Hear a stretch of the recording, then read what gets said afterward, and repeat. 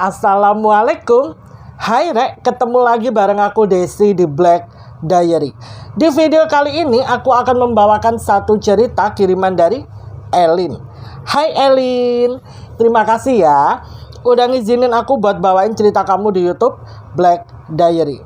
By the way, kalian tahu nggak kalau ternyata cerita atau background story dari sosok Kunti Bolong ini di setiap daerah itu bervariasi loh.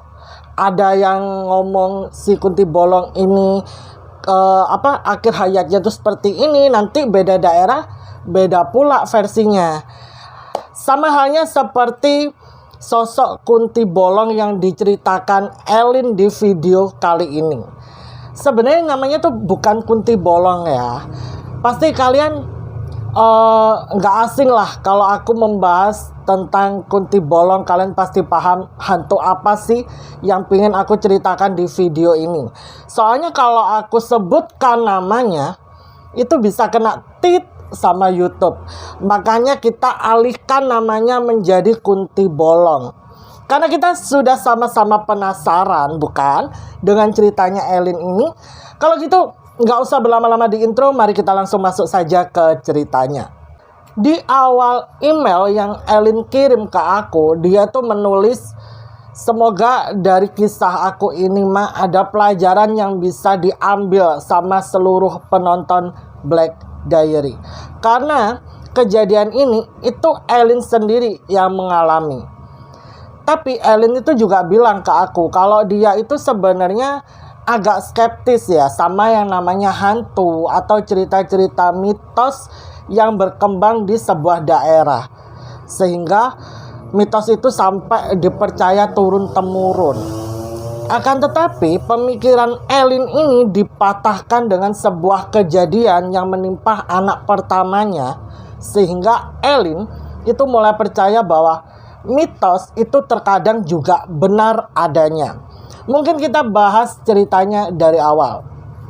Jadi si Elin ini setelah menikah itu kan memutuskan untuk ngontrak di sebuah rumah yang dekat sama kantor suaminya. Mulai dari awal dia nikah sampai anak pertamanya ini lahir, Elin itu sama sekali kehidupannya flat-flat aja. Dia nggak pernah yang namanya berurusan sama hantu.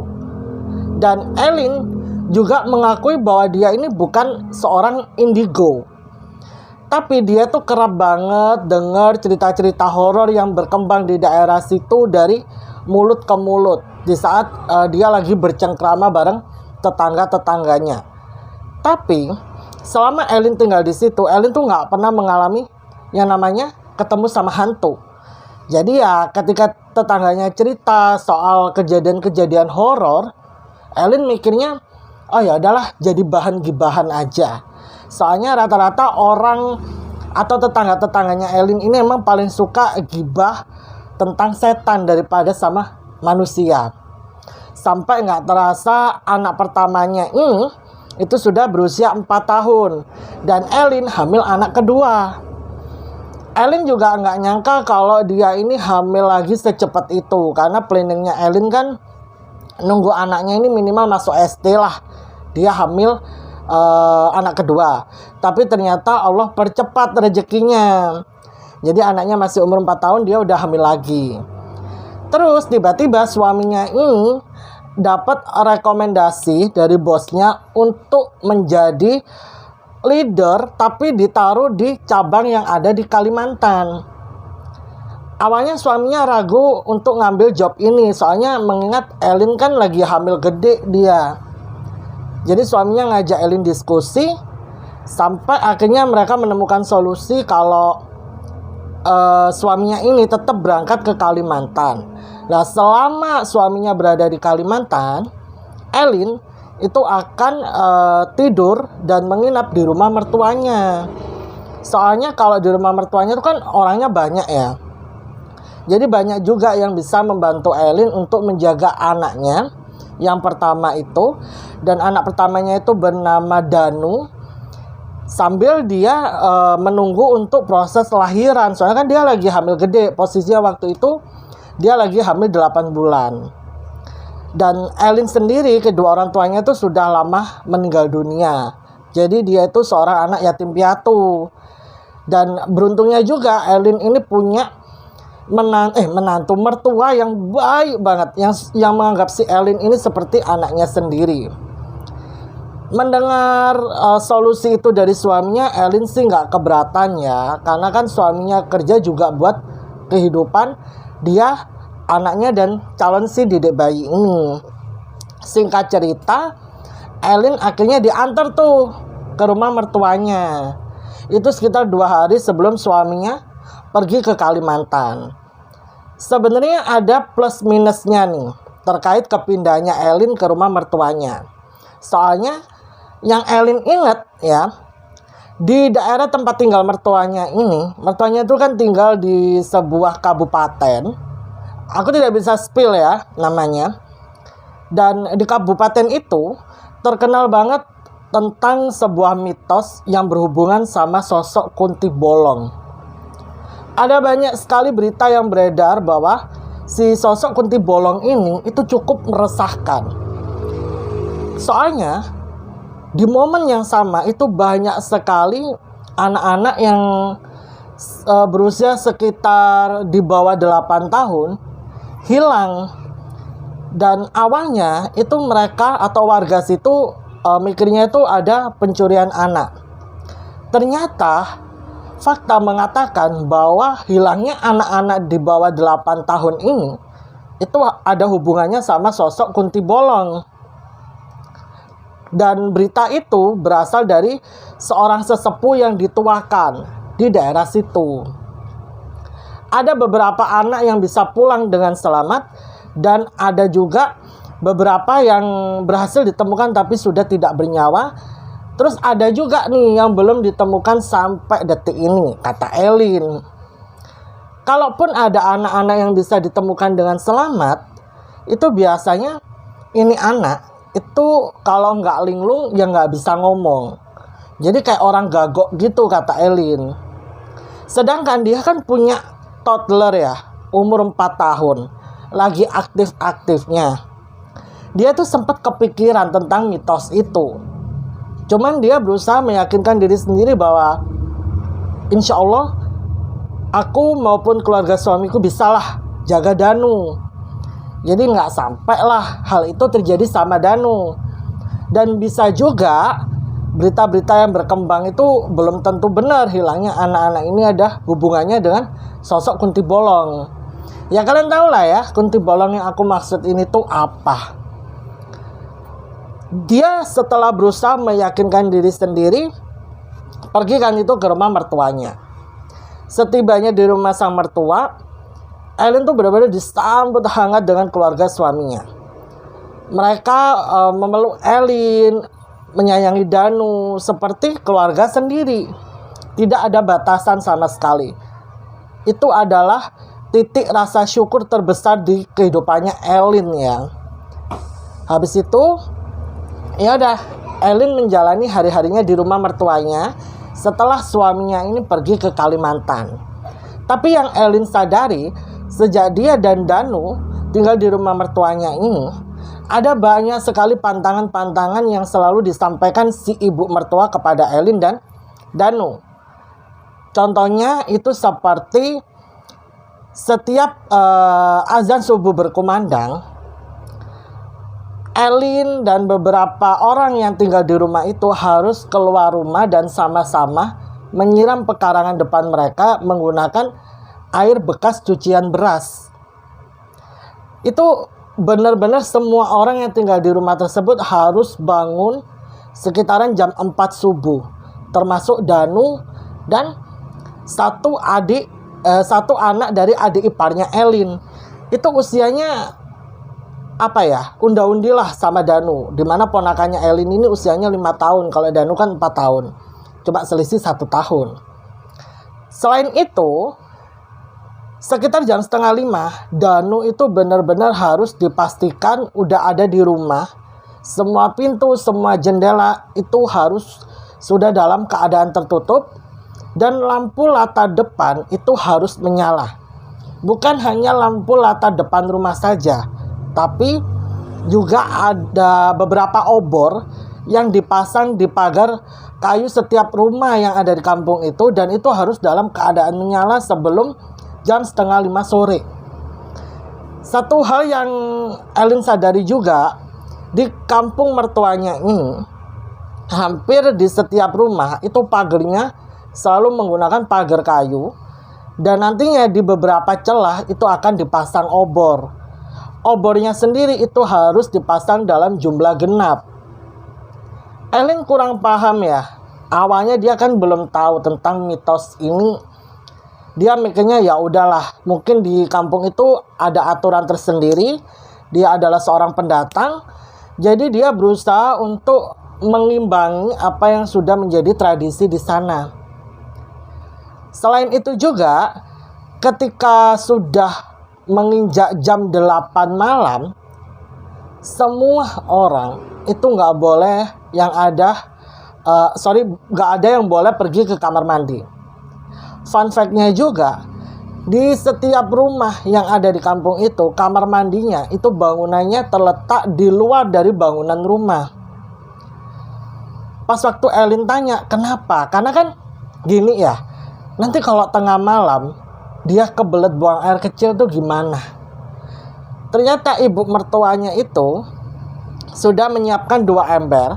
Satu ember itu nanti untuk Elin buang air kecil. Nanti satu embernya itu terisi air dan itu akan diletakkan di setiap kamar. Kata ibu mertuanya, semua orang yang tinggal di kampung ini akan melakukan hal ini. Sama seperti yang mereka lakukan. Karena memang benar-benar nggak boleh ada yang keluar rumah di atas jam 8 malam. Makin lama Elin tuh juga menyadari bahwa di atas jam 8 malam kampung ini tuh udah sepi banget. Gak akan ada orang yang melakukan aktivitas di luar rumah. Dan aturan ini itu dihubung-hubungkan dengan sosok Kunti Bolong yang akan aku ceritakan di video ini. Kata Elin, sosok Kunti Bolong versi kampung mertuanya itu akhir hidupnya sangat menyedihkan. Jadi nanti akan kita bahas. Elin sebenarnya agak aneh dengan aturan-aturan seperti ini. Apalagi dia lagi hamil gede kan. Biasanya orang lagi hamil gede itu intensitas buang air kecilnya tuh makin sering. Berhubung di kampung ini ada aturan seperti itu, ya sudahlah, dia mencoba untuk membiasakan diri. Habis itu ibu mertuanya juga ngomong ke Elin, kalau bisa setiap tidur malam usahakan jangan sampai Danu ini rewel. Jadi Elin benar-benar harus memastikan Danu ini tidur dengan pulas tanpa rewel. Jadi di situ ibu mertuanya ini benar-benar sigap banget buat ngebantu Elin soal Danu. Apalagi kan dia lagi hamil gede, kesusahan juga kan. Sampai ibu mertuanya tuh pernah nawarin ke Elin biar Danu itu tidur bareng mertuanya aja, bareng ibu dan bapak mertuanya. Elin bilang, udah bu, nggak apa-apa. Ternyata di hari pertama si Elin tinggal di situ tanpa suaminya. Ya, ini suaminya udah pergi ke Kalimantan. Kalau masih ada suaminya tuh yang nenangin Danu, suaminya. Ternyata Danu ini masih belum terbiasa tinggal di rumah neneknya. Karena Danu ini tipe anak yang perlu beberapa hari untuk bisa beradaptasi, apalagi khususnya tidur malam. Jadi setiap tengah malam Danu itu akan terbangun, terus dia kayak kaget ini di mana. Habis itu dia akan nangis. Waktu masih ada suaminya, ya suaminya yang nenangin. Jadi Danunya tuh nangisnya nggak lama. Nah tapi gini kan suaminya udah pergi ke Kalimantan. Sedangkan ini adalah hari pertama dia ditinggal sama suaminya untuk kerja jauh. Awal-awal tuh si Elin ini agak gelagapan ya. Dia nenangin Danu gak mau tenang. Karena memang Danu ini lebih deket sama papanya timbang Elin. Untungnya ibu mertuanya tuh langsung sigap masuk ke kamarnya Elin. Dan Elin juga diingatkan untuk tidak kunci pintu kamar. Biar nanti kalau ada apa-apa, keluarga itu bisa langsung masuk. Jadi mertuanya ini coba ambil alih Danu, sampai Danu ini udah nggak nangis lagi. Saking sungkannya nih ya Elin sama ibu mertuanya, saya gara-gara Danu juga ibu mertuanya ini sampai begadang. Tapi ibu mertuanya bilang, nggak apa-apa. Ibu rela melakukan ini semua. Yang penting Danu selalu selamat tinggal di sini. Pernyataan dari ibu mertuanya ini membuat Elin mikir ya, kenapa ibu mertuanya kok ngomong seperti itu ya. Terus ada juga satu hal yang disadarin sama Elin, yaitu dimana semua jendela kamar itu dipasang teralis besi. Jadi kalau kita buka jendela itu ada pembatas, dan itu teralisnya itu jaraknya itu benar-benar berhimpitan. Dan di setiap sekat-sekat teralis itu dipasang kayak runcing bawang putih, dan itu selalu diganti sama ibu mertuanya kalau hari sudah sore. Itu diganti rutin setiap hari. Kalau udah sore jam 4, setengah 4 gitu, ibu mertuanya akan ganti. Jadi kayak ada benang gitu, dimana benang ini itu ditancepin bawang putih, persiung yang sudah dikupas. Dan bukan hanya di kamar Elin aja, semua kamar itu memiliki hal ini.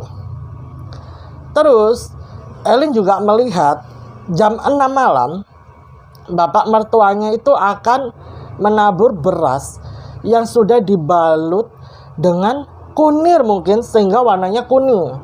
Jadi itu kayak ditebar aja di depan pintu. Jadi di luar teras sama di dalam rumah itu ditebar. Elin sempat tanya itu fungsinya buat apa. Kata bapak mertuanya, ini buat penangkal bala. Apalagi di rumah ini itu ada ibu hamil yaitu Elin dan 2 anak kecil yang usianya masih di bawah 8 tahun. Percaya nggak percaya? Ya selama bapak mertuanya melakukan hal itu, sejauh Elin tinggal di situ nggak ada kejadian-kejadian aneh. Terus ibu mertuanya juga cerita ke Elin, setiap warga di sini yang punya ternak, di kandang ternaknya itu harus ditaruh sesajen. Jadi di dalam kandang ternak itu akan disediakan tempe kecil. Kalian tahu kan tempe, nampan yang dari anyaman bambu. Di dalam tempe itu akan ada beberapa macam bunga. Terus ada ayam, dimana ayam ini kayak ayam yang masih mentah, utuh gitu, dibiarkan utuh aja. Habis itu ada beberapa butir telur sama kopi hitam yang di dalamnya tuh sudah dimasukkan 1 batang. Paham kan? Itu selalu harus diganti sebelum jam 4:30 sore. Sekali lagi tiap kali Elin tanya, katanya ini untuk menangkal bala, biar hewan ternak mereka itu paginya masih dalam keadaan hidup. Ada banyak aturan-aturan aneh yang Elin temukan saat Elin tinggal di rumah mertuanya. Tapi karena alasannya baik ya, untuk kebaikan bersama, Elin sih nggak keberatan. Soalnya yang Elin tahu di setiap daerah itu pasti memiliki tatanan adat budaya yang berbeda-beda. Tradisinya juga beda-beda, ya kan? Kepercayaannya juga beda-beda, apalagi mitosnya.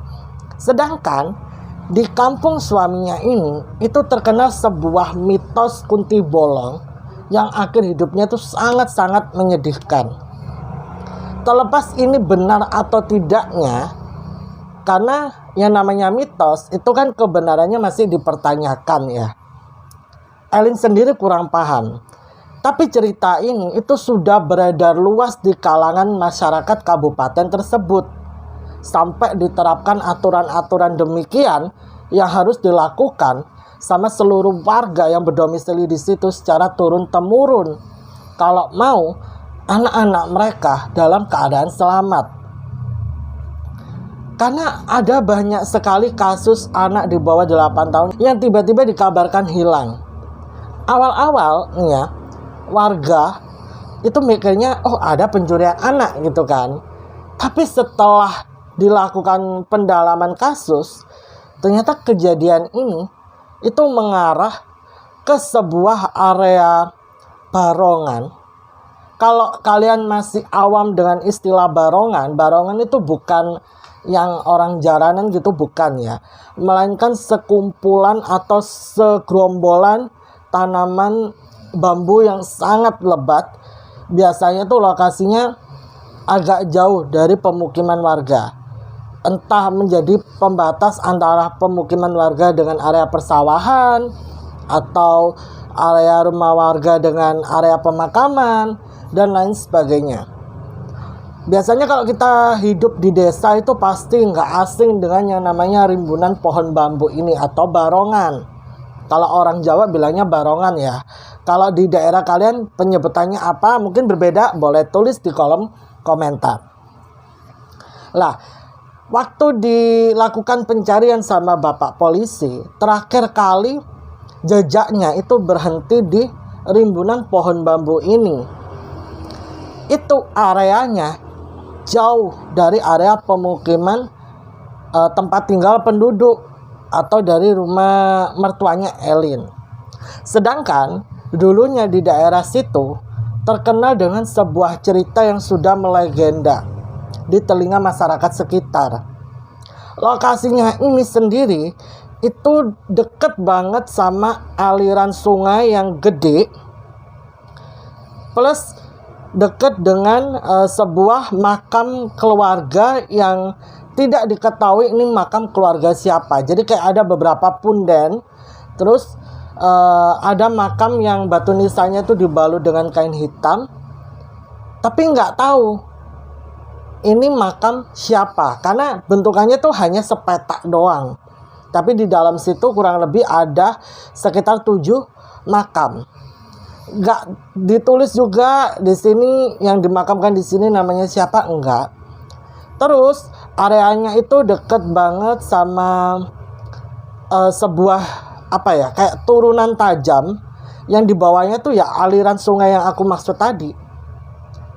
Warga itu jarang, bahkan hampir nggak pernah ada warga yang jojok ke situ. Jojok itu apa ya?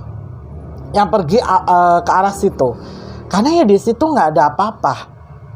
Kalau mau mancing ikan juga daerah situ lebih berbahaya. Mendingan kalau mau mancing ikan itu adalah satu spot yang lebih aman. Jadi istilahnya tempat ini itu jarang terjamah oleh masyarakat. Sedangkan pas Pak Polisi melakukan penelusuran, terakhir kali itu mengarah ke daerah situ. Dari situlah warga akhirnya menghubung-hubungkan dengan sosok mitos Kunti Bolong yang beredar kabarnya di daerah sekitar. Dan kejadian anak hilang pertama itu terjadi di tahun 1983. Yang cerita ini itu adalah nenek dari suaminya Elin yang ikut tinggal juga di rumah mertuanya Elin. Dan cerita ini itu Elin dapatkan dari ibu mertuanya dan ibunya, yaitu neneknya Elin lah hitungannya gitu ya, tapi dari suaminya. Karena yang masyarakat asli situ adalah ibu mertuanya Elin. Habis itu adalah satu malam di mana mereka ini lagi ngumpul di ruang keluarga. Karena Elin itu merasakan yang namanya kontraksi palsu. Kalau dilihat-lihat, kali ini usia kehamilan Elin ini sudah menginjak 9 bulan. Tinggal menunggu detik-detik kelahiran. Dan Elin tuh merasakan yang namanya kayak nggak nyaman banget ini perutnya. Biar Elin nyaman, akhirnya keluarga suaminya ini ngajak Elin buat ngumpul yuk di ruang keluarga. Di situ ada Elin, Danu anak pertamanya Elin, ibu bapak mertuanya, nenek suaminya yaitu ibu dari ibu mertuanya Elin. Terus ada 2 saudara iparnya Elin plus anaknya atau ponakannya Elin yang umur 5 tahun tadi. Semuanya ngumpul di ruang tamu sambil nonton TV. Karena acara pada waktu itu yang ditayangkan adalah cerita horor, Elin itu jadi teringat dengan mitos yang berkembang di daerah sini. Elin akhirnya buka omongan, ya kan? Elin tanya dong ke ibu mertuanya, dimana Elin tanyanya gini, Bu, aku penasaran deh Bu dengan sebuah mitos yang pernah Ibu ceritakan tentang sosok Kunti Bolong yang ada di daerah sini. Boleh nggak Bu? Ceritain dong Bu detailnya gimana, karena aku penasaran banget. Sampai jadilah aturan-aturan seperti ini yang harus dipatuhi sama masyarakat sini. Awal-awal ibunya Elin mau cerita tuh ragu, karena kan itu sudah mau jam 7 malam, ya kan.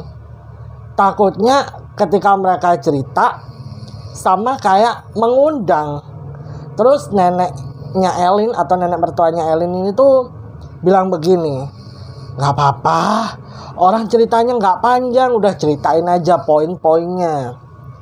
Ya udahlah, jadi Elin dapatkan cerita ini dari dua orang, yaitu tadi loh ibu mertuanya dan neneknya. Mereka cerita semuanya dari awal. Jadi sosok Kunti Bolong yang beredar di daerah situ sebenarnya bernama Kinarsi.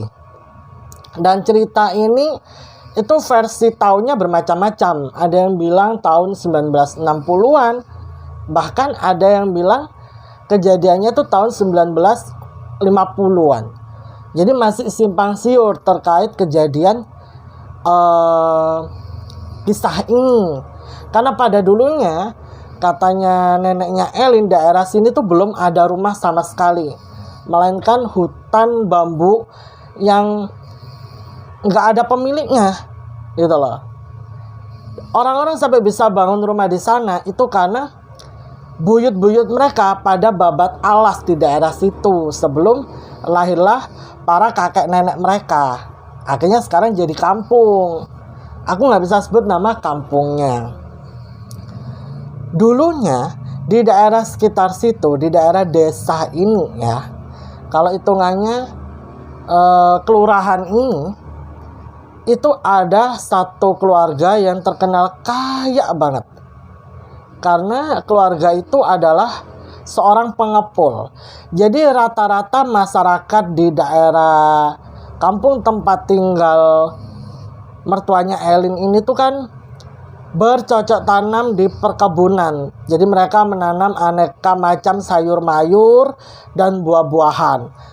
Kalau menanam padi sih ada beberapa, cuman kebanyakan itu yaitu tadi loh, mereka lebih menanam sayur dan buah. Nah nantinya sayur dan buah itu akan dibeli sama pengepul ini, lalu dijuallah ke kota. Soalnya kalau warga jual sendiri dari kampung ke kota jaraknya terlalu jauh.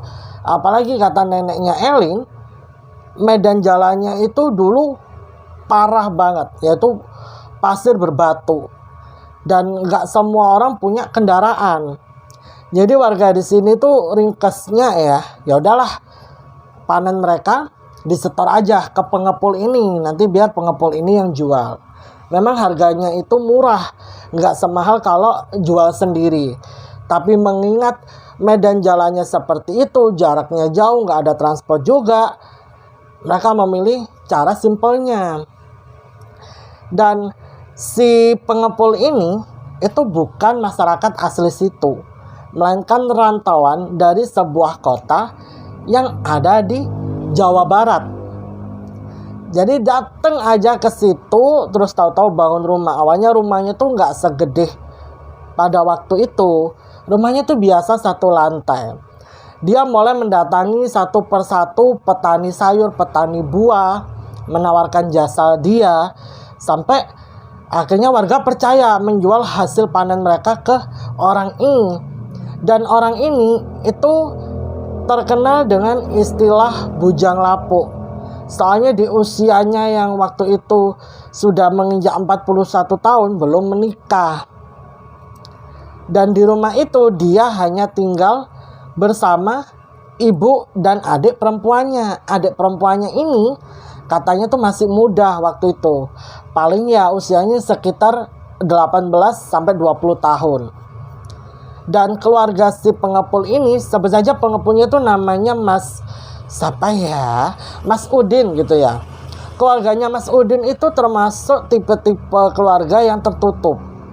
Jadi jarang banget warga berinteraksi dengan keluarga itu selain menjual barang panen mereka. Jadi kalau buat ngobrol lebih intens itu warga jarang. Karena setelah Mas Udin ini menerima barang-barang dari warga sekitar, Mas Udin ini akan menutup pintunya, gak akan bersosialisasi dengan masyarakat. Sampai tiba-tiba ada seorang perempuan datang ke rumahnya Mas Udin. Dan dia datang itu tidak sendiri, melainkan bersama Mas Udin. Habis itu gak berselang lama juga terjadilah acara pernikahan. Dan Mas Udin akhirnya melepas masa lajangnya bersama seorang perempuan bernama Kinarsi. Kinarsi sendiri itu warga asli situ, cuman rumahnya ini beda kelurahan. Ya kalau sekarang tuh beda kelurahan, berarti beda apa? Beda desa lah ya.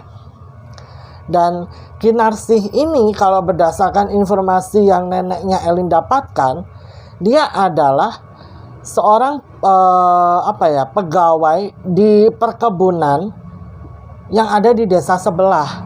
Dan dia itu hidup sebatang kara. Orang tuanya sudah meninggal dan dia adalah anak sematawayang. Dia tuh bekerja sehari-harinya itu bekerja di sebuah kebun milik warga. Nggak tahu gimana ceritanya bisa kenal sama Mas Udin, menikahlah mereka, ya kan? Dan nampaknya setelah menikah sama Kinarsi, kehidupannya Mas Udin dan keluarganya itu sedikit berbeda. Mereka lebih terbuka sama warga. Pintunya udah jarang tertutup rapat. Soalnya Kinarsi sendiri itu anaknya terkenal sumeh. Suka mengajak ngobrol masyarakat yang datang ke situ untuk menjual hasil panen mereka. Dan keluarga ini itu jadi terkenal dari sosok Kinarsi yang benar-benar welcome.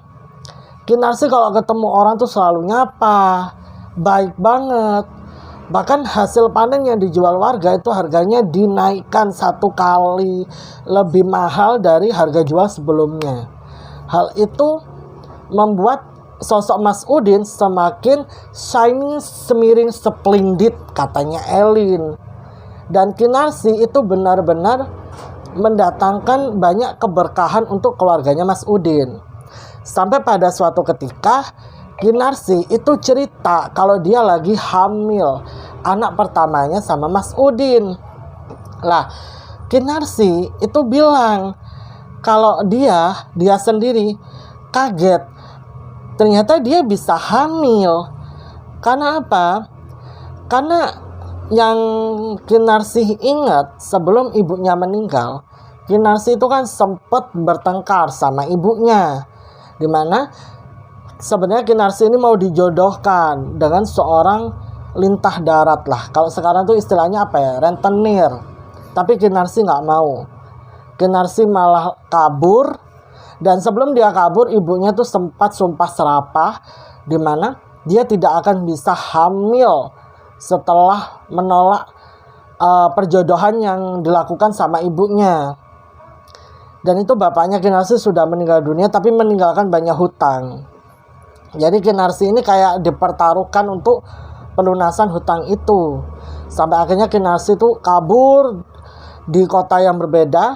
Terus mungkin dia dapat kabar ibunya meninggal. Nggak tahu gimana rulesnya ya. Pokoknya dia dapat kabar ibunya meninggal, dia baliklah ke desa itu, ke desanya dia itu. Dan sekarang dia hidup sebatang kara. Nggak ada yang tahu keluarga besarnya Kinarsi ini berdomisili di mana.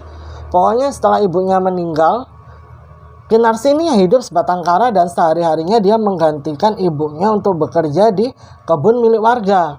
Sambil dia sedikit menyicil hutang orang tuanya.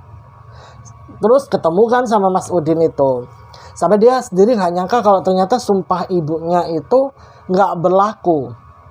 Nyatanya dia hamil anak pertamanya bareng Mas Udin. Sampai kehamilan Kinarsi ini membesar. Kinarsi itu selalu cerita ke masyarakat yang berdatangan menjual hasil panen mereka bahwa dia itu udah gak sabar menantikan kelahiran anak pertamanya. Oh, dia benar-benar se-excited itu. Terus rumahnya Mas Udin ini kan makin lama kan dia makin terkenal tuh. Warga yang jual hasil panen tuh bukan hanya dari desa itu doang. Desa-desa sekitar tuh juga pada jualnya ke Mas Udin. Karena harga jualnya tuh mahal. Rumahnya Mas Udin jadi gede. Namanya Mas Udin jadi tersohor. Akhirnya terkenal menjadi satu-satunya orang terkaya di desa ini. Dan kehidupan rumah tangganya Mas Udin sama Kinarsi ini berjalan baik-baik saja. Mereka adalah sepasang suami istri yang harmonis. Sampai pada suatu ketika Kinarsi ini berhasil melahirkan anak pertamanya berjenis kelamin perempuan. Kinarsi seneng banget. Dia itu kelihatan setiap hari selalu keluar rumah tiap pagi, ya kan, ngejemur anaknya, nimang-nimang anaknya, membangga-banggakan anaknya di hadapan orang-orang sekitar. Tapi yang namanya hari apes itu nggak ada di kalender. Dimana tahu-tahu rumahnya Kinarsi atau rumahnya Mas Udin ini didatangi perampok. Karena itu tadi, mereka kan terkenal orang kaya di situ. Sedangkan kehidupan masyarakat yang lain itu perekonomiannya bisa dibilang menengah ke bawah. Bahkan ada yang benar-benar bawah banget. Sebenarnya keluarganya Mas Udin itu selalu rutin memberikan sumbangan kepada masyarakat. Kayak bentuk sembako. Dan salah satunya yang menerima itu adalah ibu atau buyutnya suaminya. Jadi sebenarnya keluarganya Mas Udin ini terkenal baik, ya, masih kaya baik, nggak sombong. Tapi itu tadi loh, hari apes kan nggak ada di kalender ya. Kita nggak pernah ada yang tahu dengan kehidupan kita ke depannya seperti apa. Akhirnya datanglah perampok ke dalam rumahnya Mas Udin. Dan warga nggak ada yang tahu kalau rumahnya Mas Udin ini didatangi perampok. Yang warga tahu itu di keesokan harinya, ketika ada warga dari desa sebelah mau menjual hasil panennya, tapi rumahnya Mas Udin ini sudah dalam keadaan berantakan. Warga masuklah, ya kan, untuk ngelihat. Zaman segitu ya, tahun 50-an 60-an ya, masuk mereka. Dan di dalam rumah itu mereka melihat Mas Udin, ibunya Mas Udin dan adik perempuannya Mas Udin ini sudah ditemukan dalam keadaan tidak bernyawa di dalam rumah itu. Akhirnya ada beberapa yang langsung pergi ke kantor polisi.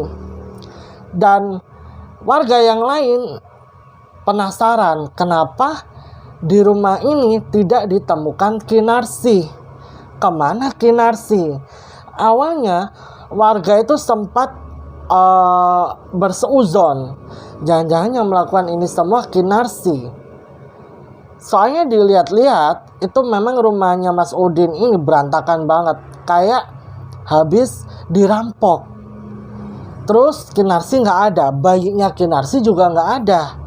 Akhirnya polisi datang. Pas polisi datang ke TKP, polisi melakukan olah TKP. Ternyata kalau diamat-amatin ya, itu ada beberapa tetesan jus merah di jalan-jalan. Tapi karena tetesannya tuh yang gak gede, kecil gitu, akhirnya yang tahu ya bapak polisi ini kan, diikutin lah ya si tetesan jus merah tadi. Dan itu mengarah ke daerah ini, kampung yang ditempatin sama keluarga dari ibu mertuanya Elin. Dulunya kan buyutnya Elin itu tidak bertempat tinggal di situ, tapi di RT sebelah. Jadi dulu di situ belum ada kampung. Sampai polisi masuk lah. Makin masuk polisi ke dalam, polisi kaget banget.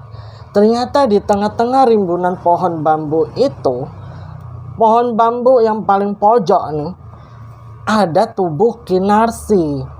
Di mana tubuhnya Kinarsi ini itu tertancap salah satu dahan dari pohon bambu Dan dia itu sudah ditemukan dalam keadaan tidak bernyawa. Jadi punggungnya itu tertancap gitu, tek gini. Jadi dia kayak apa ya? Kayak ngawang, bukan ngawang. Pokoknya posisinya itu ada di atas tanah. Dan itu kondisinya Kinarsi sudah apa ya? Sangat mengenaskan. Dan selain dia di pohon bambu itu juga ditemukan beberapa luka sih katanya. Dan yang paling fatal itu ada di bagian leher. Dan itu katanya menganga.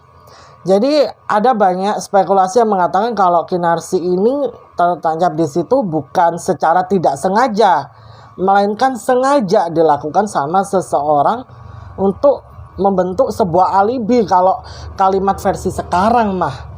Nah ini kan Kinarsi udah ditemuin tuh. Terus kemana bayinya Kinarsi? Apakah masih hidup atau sudah meninggal dunia? Gara-gara itulah setelah kasusnya Kinarsi ini, Kinarsi itu dinyatakan bergentayangan dari beberapa kesaksian warga. Jadi warga itu kerap sekali melihat ada sosok kuntilanak, wujudnya tuh kayak kuntilanak, tapi area punggungnya bolong. Ya makanya namanya apa? Iya, jadi kita samarkan jadi kunti bolong gitu kan. Dan sosok ini itu datang mengetuk pintu setiap rumah warga. Terus saat pintu dibuka, dia akan bertanya, "Di mana anakku? Mana anakku? Bawa sini anakku." Aduh, merinding deh aku ya. Habis itu ada banyak sekali kasus anak hilang di sini. Dimana kalau ditelaah lebih dalam, anak-anak yang dinyatakan hilang itu adalah anak-anak yang tidak terlalu dipedulikan sama orang tuanya. Misalnya, ini anak main sampai waktu surup, tapi orang tuanya nggak nyari. Jadi kayak orang tuanya tuh ngebiarin aja gitu. Wah udah biarin aja nanti pulang-pulang sendiri. Nggak dicariin. Terus tiba-tiba hilang. Nanti ada yang ditemukan dalam keadaan selamat. Cuman ya itu tadi loh. Kalau nggak gagok ya kayak orang linglung. Terus kadang ada yang ditemuin tapi udah tidak bernyawa. Ada juga yang belum ditemuin sampai sekarang. Dan kasusnya tuh bukan hanya terjadi 1-2 kali. Sudah puluhan kasus terjadi.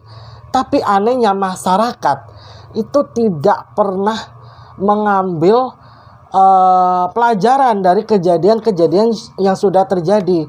Dan tidak memperdulikan anaknya. Jadi kayak menganggap ala-ala apa sih. Sampai kejadian itu terjadi menimpa mereka. Baru mereka menyesal. Cuman menyesal pun percuma. Dan karena hilangnya anak ini selalu ditemukan di area situ, warga makanya menghubung-hubungkan hilangnya anak-anak ini ada hubungannya sama kunti bolong. Karena sosok Kinarsi ini cukup meresahkan ya bagi warga sekitar, akhirnya ada seorang sesepuh yang dituakan di daerah situ memutuskan untuk meminta masyarakat membersihkan area tersebut. Sampai akhirnya beberapa buyut-buyut ini membuat rumah di situ. Akhirnya terbentuklah area perkampungan. Tapi semua bambu itu udah dibabat habis. Kecuali rimbunan pohon bambu yang ada di tepi jurang yang bawahnya tuh ada aliran sungai gede. Soalnya bagi mereka kalau pohon bambu ini ditebang, yang nebang itu akan mengalami kesialan. Soalnya di tempat itulah tubuhnya Kinarsi ditemukan. Untuk menghormati dan mendoakan korinya Kinarsi, si sesepuh ini itu menyarankan untuk mereka harus rutin melakukan yang namanya bersih-bersih desa. Jadi kalau nama lainnya apa ya? Coba deh kalian tulis di bawah. Di mana mereka akan datang ke area situ. Soalnya di bawahnya kan juga ada aliran sungai gede tuh. Aku nggak bisa sebut ya namanya. Jadi sekalian aja bersih-bersih desa. Beberapa orang perwakilan gitu loh dari satu rumah itu harus datang ke situ sambil membawa hasil bumi. Nantinya mereka akan melakukan doa bersama di situ ya untuk keselamatan kampung ini sekaligus mendoakan arwahnya Kinarsi. Itu selalu dilakukan. Bahkan keluarganya sesepuh ini, sesepuhnya kan sudah sedo ya, sudah meninggal. Keluarganya itu masih kerap datang ke daerah situ untuk menaruh sesajen di hari-hari tertentu. Paginya baru diambil. Misalnya kayak malam Jumat. Terkhusus malam Jumat Kliwon dan malam Jumat Legi. Tapi setiap malam Jumat selalu mereka datang. Habis itu di malam Senin Kliwon. Katanya nih ya, katanya wetonya Kinarsi itu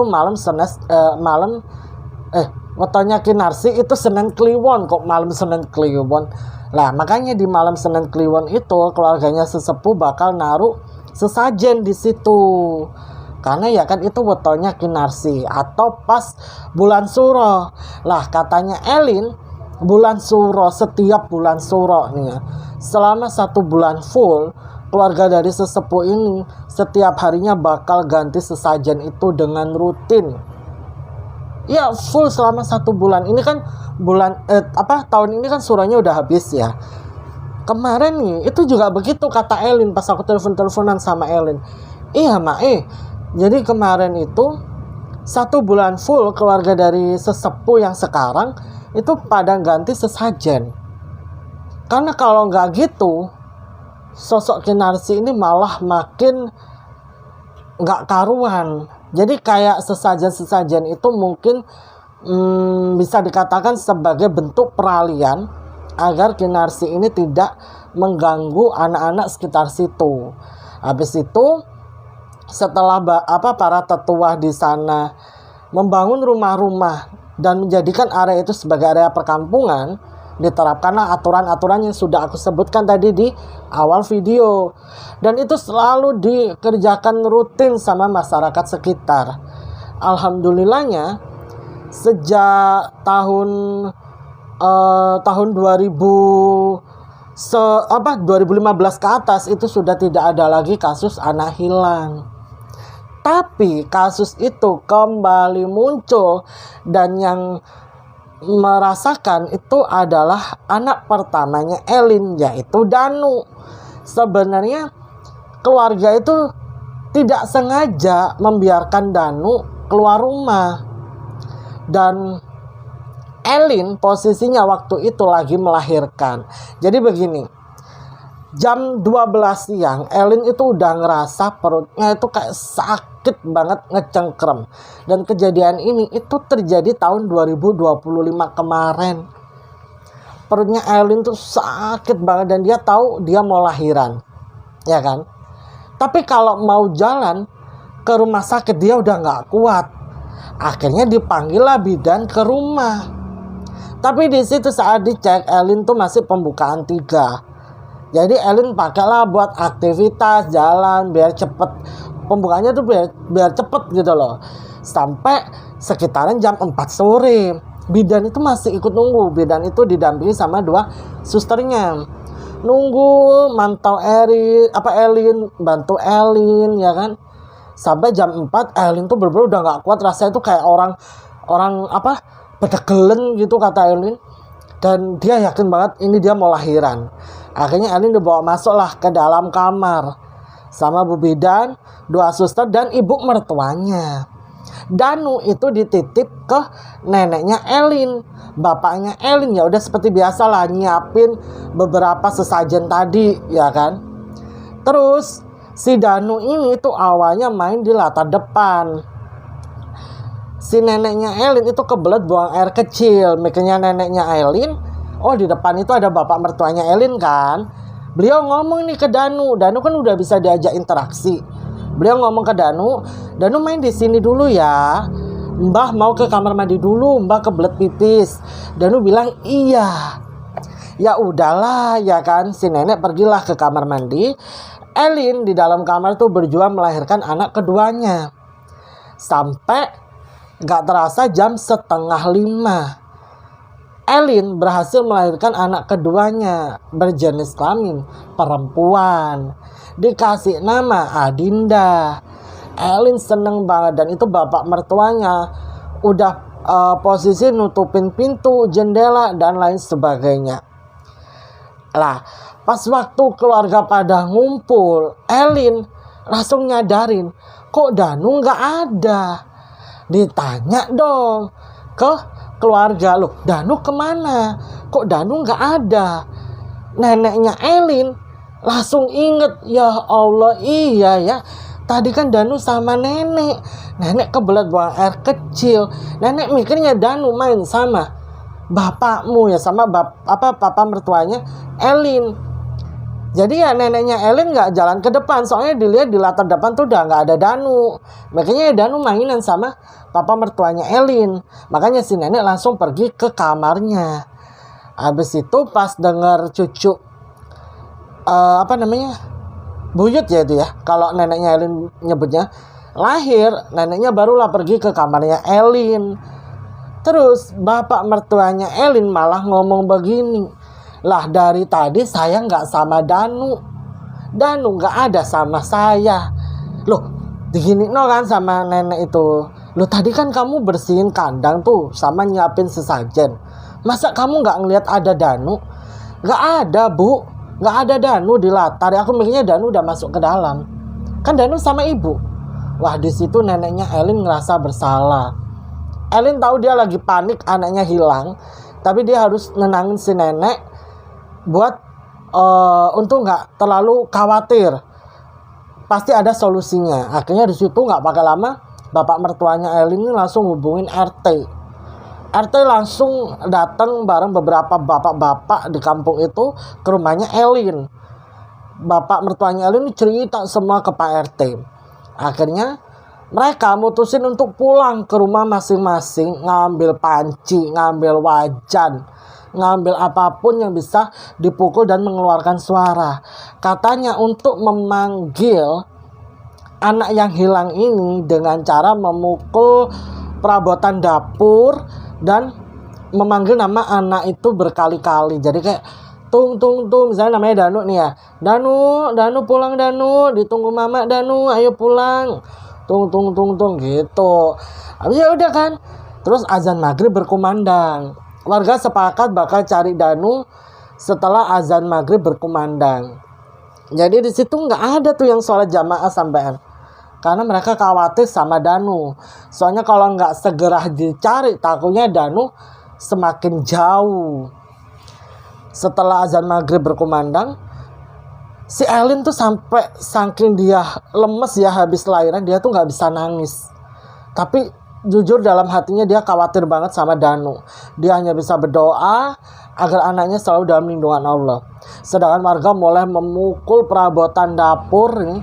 Yang keluar itu cuma bapak-bapak doang, nggak ada perempuan, semuanya pada di dalam rumah. Dan bapaknya Elin, bapak mertuanya Elin bilang, buka semua pintu, semua jendela. Jadi kalau ada anak dari keluarga ini hilang, rumahnya itu semua jendela, semua pintu harus dalam keadaan terbuka. Jadi ibarat kata menggambarkan, ini filosofinya ya, menggambarkan kalau keluarga ini lagi nunggu anaknya pulang. Entah nanti diantar pulang lewat pintu belakang atau lewat pintu depan. Makanya dibiarkan terbuka. Ya udah dibiarkan terbuka, semuanya pada nunggu di latar depan. Semuanya pada panik dengan kondisi Danu. Sedangkan di medan lapangan ya, bapak mertuanya Elin itu bersama bapak-bapak yang lain masih terus mukulin peralatan dapur sambil teriak-teriak manggil namanya Danu. Terus sesekali mereka itu bakal nyebut begini, Kinarsi, pulangin Danu, itu bukan anakmu, ayo pulangin. Dan itu berlangsung beberapa jam lamanya. Elin yang udah gak kuat, dia akhirnya telepon suaminya panik. Di situ Elin bilang sama suaminya, sudah yang jangan panik, bantu doa yang biar Danu cepat ketemu. Aku minta maaf, aku belum bisa maksimal jaga Danu. suaminya nggak nyalain Elin karena ya Elin juga lagi lahiran gitu kan. Itu aja dia masih sakit banget itunya, tapi anak pertamanya hilang, jadi dia sampai nggak fokus sama bayinya. Dan itu berlangsung nggak terasa udah jam 10 malam, Danu belum ketemu. Warga yang nyari itu pada pulang dulu. Ibu mertuanya Elin dan iparnya Elin ini nyiapin untuk cemilan buat bapak-bapak, terus kopi. Bapak-bapak ini pulang dulu ke rumahnya ibu mertuanya Elin, ngumpul dulu nih di halaman depan. Mereka menyusun strategi. Nggak tahu strategi apa, Elin nggak seberapa dengar karena Elin udah lemes duluan kan. Terus Elin ngerasa kok ininya apa ya ngomongnya ya, pampasnya udah penuh gitu kan. Dia ngomong lah ke suster, salah satu suster, "Sus, bisa antar saya ke kamar, saya mau ganti pampers gitu." "Oh iya Bu Elin, ayo saya bantu." Lah pas Elin di dalam kamar itu, dia mau ganti itunya, dia tuh ngedenger ada suara Danu nyebut nama dia sambil ngomong, Mama di mana?" Ya suaranya Danu, kayak Danu biasanya kalau nyariin Elin gitu. Elin langsung teriak gini, Danu gitu kan. Semua orang pada nyamperin Elin. "Kenapa Elin, kenapa?" Elin bilang, "Aku tadi ngedengar suara Danu." Ternyata yang ngedengar suara Danu itu bukan hanya Elin aja.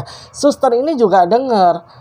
Pas dicermatin ya, ini suara bersumber dari mana?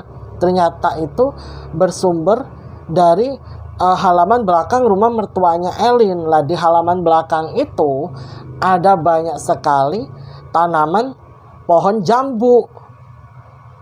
Tapi pas di center gak ada Danu, disamperin di situ gak ada Danu. Cuman Elin yakin banget suara Danu tuh dari situ. Akhirnya karena itu sudah hampir jam 11 malam, bapak mertuanya Elin nyuruh Elin buat istirahat. Masalah Danu serahin aja lah ke mereka. Elin mencoba percaya sama bapak mertuanya. Dia tidur ditemani sama ibu mertuanya dan iparnya. Terus suami iparnya ini ikut nyari Danu. Terus ponakannya Elin juga ikut di situ. Pokoknya semuanya ngumpul di kamarnya Elin, nenangin Elin yang pada akhirnya Elin gak bisa menahan air matanya. Sekalipun dia lelah, dia harus DBF bayinya, tapi dari sisi dia juga mikirin Danu, makanya ASI-nya itu nggak bisa keluar dengan maksimal karena dia stres kan. Ditenangin sama Bu Bidan ini sampai Bu Bidan tuh nginep di rumah situ, nggak pulang, baru pulang tuh pagi jam 8 setelah mereka sarapan bareng. Dicari Elin tuh berkali-kali bilang sama bapak mertuanya, "Pak, tolong cari di belakang, Mereka udah cari ke belakang, dipanggil-panggil tuh nggak ada respon dari Danu. Nggak ada suaranya Danu, nggak ada jejak kakinya Danu. Karena adik dari ibu mertuanya Danu ini, ibu mertuanya Elin ini ada seorang polisi, langsung lah beliau di situ ngontak adiknya. Nggak pakai lama adiknya atau omnya Elin ya, adik ibu mertuanya itu datang ke situ bersama beberapa rekan kerjanya, bantu cari keberadaannya Danu. Lah alhamdulillahnya, karena namanya polisi ya mungkin sudah terlatih untuk mencari atau menguak sebuah kasus seperti ini. Beliau itu melihat ada jejak aneh. Jadi ada kayak telapak kaki manusia normal, cuman kok ada runcingnya panjang banget. Kalau dilihat-lihat itu hampir kayak kaki hewan, tapi ini capnya kaki manusia, cuma ada kukunya runcing-runcing panjang. Disisirin lah itu jejak kaki ini, dan itu mengarah ke halaman belakang rumah mertuanya Elin. Pas polisi nyusuri jalan itu, kan itu rimbunan pohon bambu ya. Pohon bambu ini kan termasuk tanah dari neneknya Elin, ibu dari ibu mertuanya Elin itu loh, si nenek itu. Dan memang keseharian dari keluarga mertuanya ini itu ya berjualan jambu yang mereka tanam sendiri di situ. Selain itu kan mereka juga mengelola sawah mereka. Pas polisi masuk ke rimbunan pohon bambu, si jambu ya, pohon jambu itu, di tengah-tengah situ ada Danu. Ada Danu lagi mainan mobil-mobilan. Sampai polisi tuh ragu, itu beneran Danu manusia atau jadi-jadian gitu kan. Dipanggil lah, Danu ya, Danu ayo sini sama kakek. Ditunggu sama mama di rumah. Mama nyariin Danu loh. Udah malam dingin. Bener aja itu Danu mau jalan nih, nyamperin ya kan. Tiba-tiba ada sosok kuntilanak di belakangnya Danu. Lah yang nyari itu kan cuma omnya Elin, ibu mertuanya Elin itu, sama 3 rekan kerjanya. Jadi cuma 4 orang polisi aja, sedangkan yang lain itu masih berfokus di area bambu. Lah mereka yang lihat itu akhirnya kan ya ciut nyalinya, karena mereka yakin itu bukan manusia. Apalagi mereka itu ngelihat Danu itu langsung digendong. Dia teriak-teriak, si Danu ini teriak-teriak minta tolong. Si kuntilanak ini balik badan dan punggungnya. Kalian tahu kan? Dari situ mereka berempat langsung lari masuk ke dalam rumah, bilang kalau Danu ada di sana di tengah-tengah kebun jambu. Nah di situ kan udah menemukan titik terang ya di mana keberadaannya Danu. Itu sudah lewat tengah malam. Jadi bapak polisi 4 orang ini langsung pergi ke arah warga yang fokus ke bambu untuk ngasih informasi tersebut. Habis itu mereka langsung berbondong-bondong ke area kebun jambu. Mereka mencari semua pohon jambu itu, koprak sampai di area tengah ada satu pohon jambu paling tua di kebun ini. Itu pohonnya dobrak-koprak gitu sama warga, dipentungi, manggil-manggil. Dan jatuh dari atas bluk. Pas banget itu bapak mertuanya Elin lagi goyak-goyak gini. Jadi Danu tuh langsung jatuh ke tangannya. Danu gak nangis, gak apa, langsung peluk, bilang kakek gitu. Langsung meluk kakeknya. Danu langsung dibawa keluar, dan bapak mertuanya Elin tuh gak ada henti-hentinya mengucapkan rasa syukur karena Danu berhasil ditemukan. Akhirnya Danu dibawa masuk. Semua orang diminta untuk pulang ke rumah masing-masing, ngelihat istri dan anak mereka yang ada di rumah.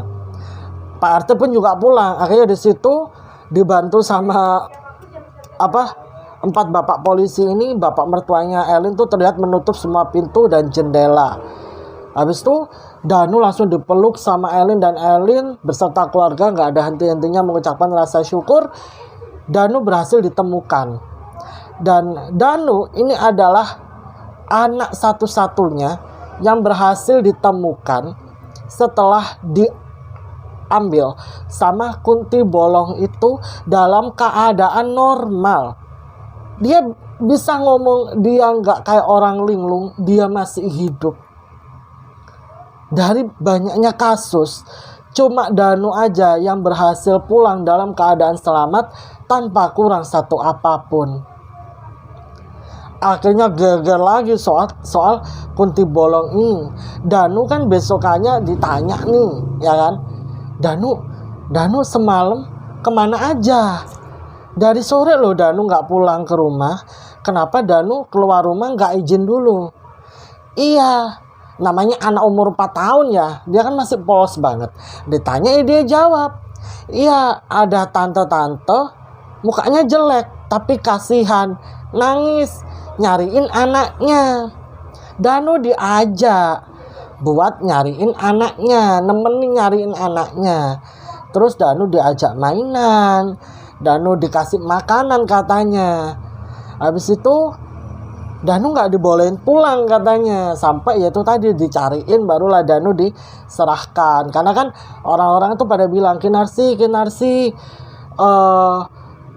pulangin anak ini, dia bukan anakmu. Berkali-kali kan kayak gitu. Mungkin hantu ini berpikir, ya dia bukan anakku, karena kan anaknya perempuan ya, Danu kan laki-laki. Percaya nggak percaya, kejadian mitos atau apapun yang terjadi di kampung itu ternyata benar adanya. Soalnya ini Elin mengalami sendiri, dan kejadian itu terjadi sama anak sulungnya, yaitu Danu. Danu sendiri yang ngalamin kejadian itu.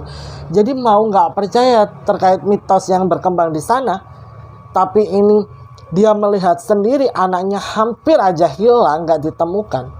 Elin jadi percaya dengan mitos yang berkembang di daerah tempat tinggal mertuanya. Elin langsung menghubungi suaminya, Danu berhasil ditemukan, dan dari situ Elin lebih protektif ngejaga Danu dan si Dede, si Dinda ini anak keduanya.